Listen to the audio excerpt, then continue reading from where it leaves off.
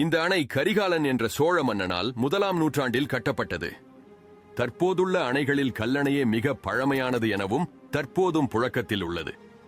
இதுவே உலகின் மிக பழமையான நீர்ப்பாசன திட்டம் என்றும் கூறப்படுகிறது. மணலில் அடித்தளம் அமைத்து கல்லணையை கட்டிய பழந்தமிழர் தொழில்நுட்பம் இன்று வரை வியத்தகு சாதனையாக புகழப்படுகிறது. கல்லணையின் நீளம் 1080 அடி, அகலம் 66 அடி மற்றும் உயரம் 18 அடி ஆகும். இது நெளிந்து வளைந்த அமைப்புடன் காணப்படுகிறது. கல்லும் களிமண்ணும் மட்டுமே சேர்ந்த ஓர் அமைப்பு 1900 ஆண்டுகளுக்கு மேலாக காவிரி வெள்ளத்தை தடுத்து நிறுத்தி வருவது அதிசயமே ஆகும். 1939இல் அணையின் மீது பாலம் ஒன்று கட்டப்பட்டது.